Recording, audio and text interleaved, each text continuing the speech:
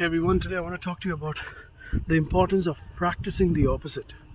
We each of us live our lives in our own perception, the way things happen to us, our own situations, our own families, our own experiences, that we sometimes forget to step into other people's shoes and not understand their perspective or not understand how life works from the other side.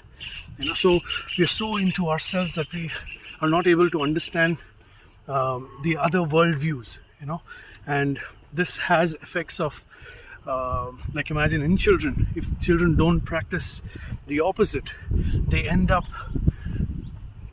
not fitting into circle of friends. Like they may not know how to make new friends, or probably when they grow up they may not be able to lead a team, not be able to understand how to be contextual in their interaction, like to remember, okay, we're not just doing what we want to do, right?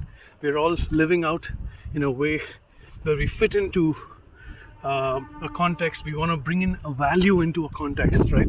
So that brings me to the thought of how important it is to live from the other perspective, how important it is to practice the opposite. There are children who are extroverted, and so they look out.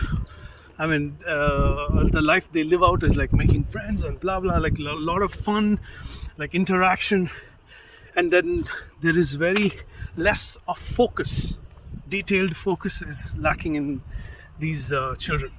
And then comes introverted, introspective children who have deep, focused thoughts. Sometimes they may not be able to express it, but they have deep thoughts, right?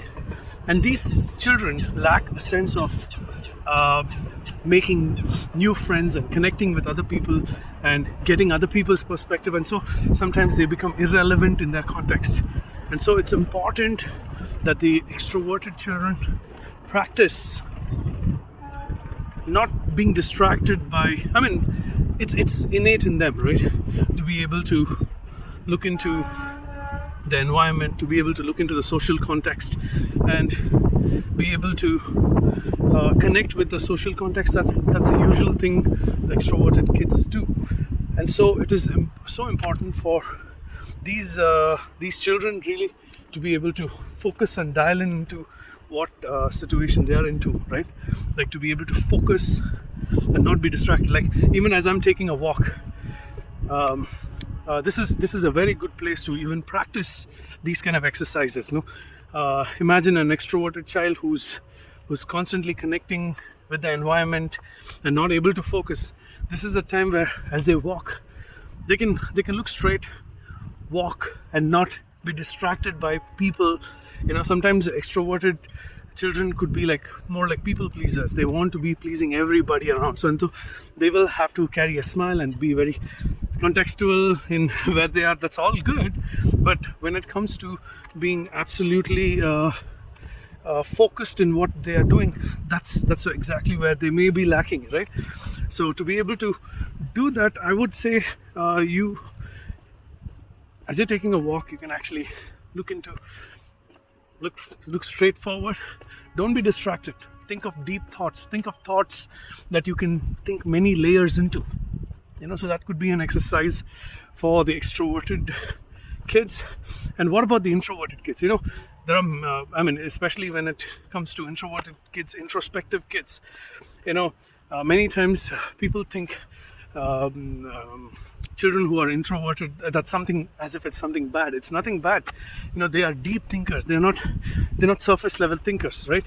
So since they're deep thinkers, they sometimes may lose the context around people, right?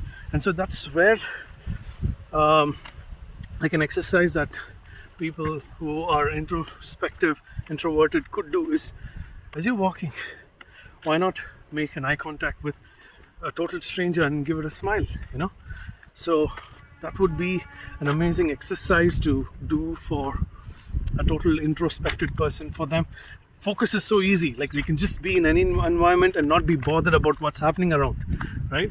For these kind of people, it's so important as they take a simple walk or a jog, give a smile to a total stranger. I understand there's risk, like we've always heard saying, hey, don't talk to a stranger. That's all good, we get the security around it, but we also are living into a world where we need to make connection, we need to really be people of influence, right? So that's what I'm talking about. I hope this is helpful. So the basic thought is practice the opposite. Practice the opposite. As for me, I'm like an ambivert, right? I could be extroverted some days and very introverted some days. So some days I need to practice smiling and some days I need to practice focus. So that way I would like to be in context with people, and so that is how I live out. Go ahead, tell me something about yourself, guys. How where do you fit into this context of extroverted or introverted, and how do you practice the opposite? Let me know at the comment section. Let me hear this out.